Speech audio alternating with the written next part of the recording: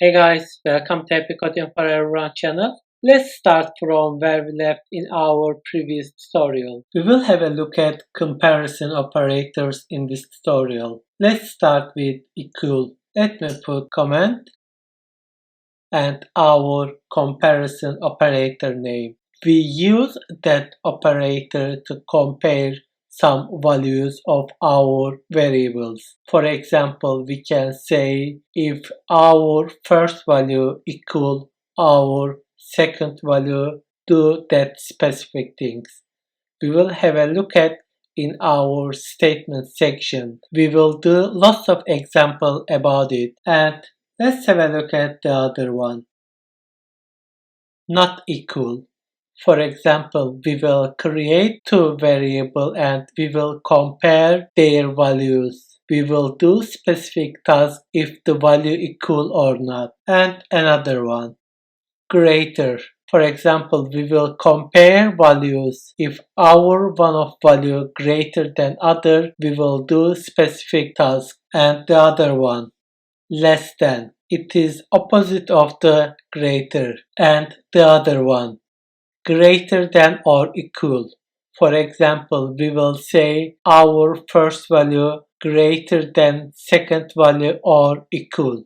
So we will create a statement according to that values. And the last one is opposite of that one, less than or equal to. And let's have a look at logical operators.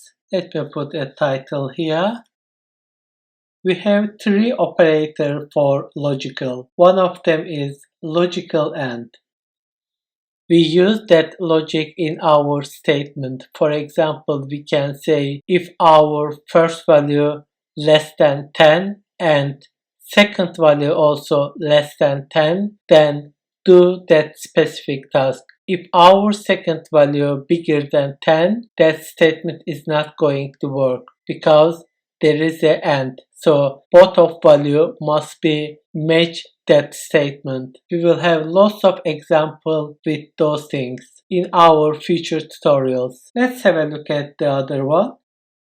Logical OR.